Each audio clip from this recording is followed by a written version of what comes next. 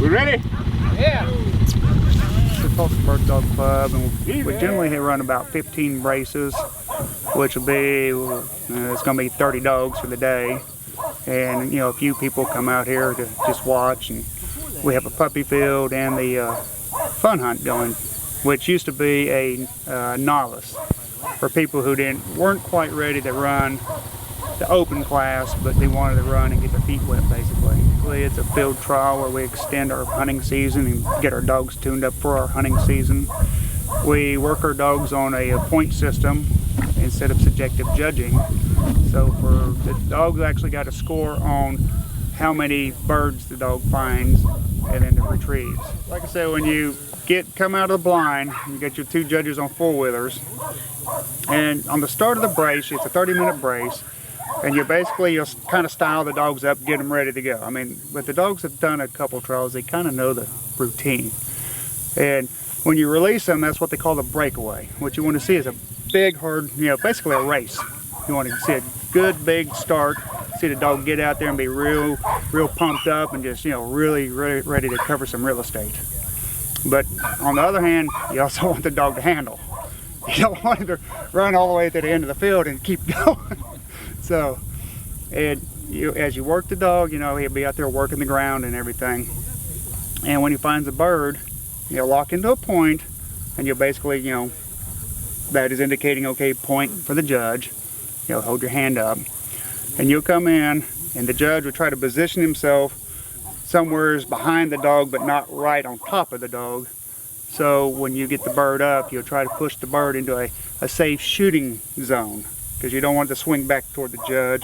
You don't want to swing toward your brace mate or the other hunter or the other judge, which they will do that sometimes. So you get scored for a point.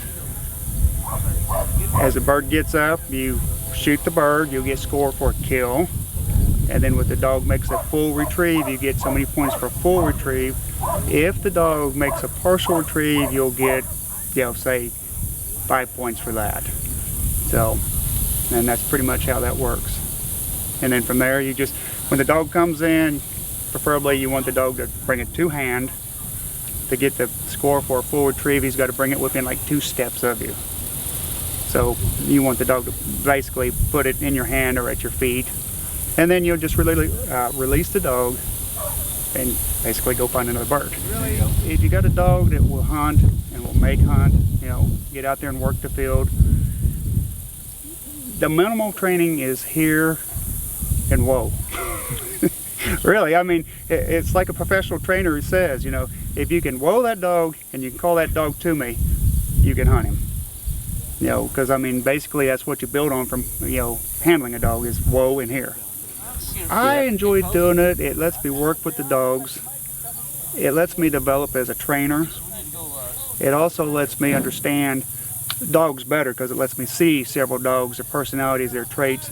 But the main thing is really with trials, what really makes a good trial dog is a dog that handles, in my opinion. I mean, you can take a dog that's got a fine nose on it and can run 3 counties. But if you can't handle that dog and keep that dog on the field, what do you got? And it's a never-ending process, because I mean, even when you think you might know everything, you don't. There's always something the dog's going to show you, or there's something somebody else is going to tell you or show you, and there's always something that you can pick up. If you can learn one thing, then that's good.